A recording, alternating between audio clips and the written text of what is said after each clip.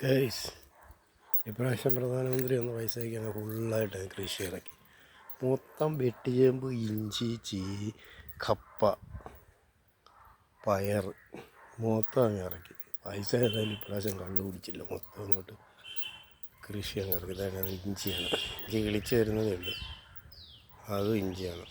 ബാക്കി മൊത്തം വെട്ടിച്ചേമ്പ്, ചേന, കാച്ചിൽ, ഇത്രയും നമ്മൾ പുരയുടെ മൊത്തം ഇട്ടിരിക്കുകയാണ്. എല്ലാ വർഷവും ഇവിടെ കിടന്ന് പുഴക്കരക്കാവ് ഭൗതിക്ഷേത്രത്തിൽ ഉത്സവം കഴിഞ്ഞാൽ പിന്നെ അവിടെ കിടന്ന് അടുത്ത വർഷം കാടും കീറി പട്ടിയും കീറി കിടക്കുന്ന സ്ഥലമാണ്. ഇപ്രാവശ്യം നമ്മൾ പ്രധാനമന്ത്രിയുടെ 2000 രൂപ അങ്ങോട്ട് കിട്ടിയപ്പോഴത്തേക്ക് ഞാൻ വിചാരിച്ചേ ഒരു പണി അങ്ങ് നടത്തിയേക്കാമെന്ന് വിചാരിച്ചു. ഏതായാലും വീട്ടിൽ കാലും വയ്യാതെ ചുമ്മാ ഇരിക്കും.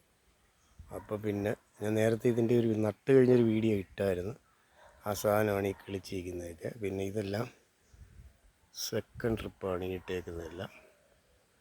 ഇല്ല, അവിടെ കിടക്കുന്നത് കിടക്കുന്നതെല്ലാം തേർഡ് ട്രിപ്പ് ഇപ്പം ഇട്ടതാണ്. ഇതും ഇപ്പം അങ്ങോട്ട് നട്ടതേ ഉള്ളൂ.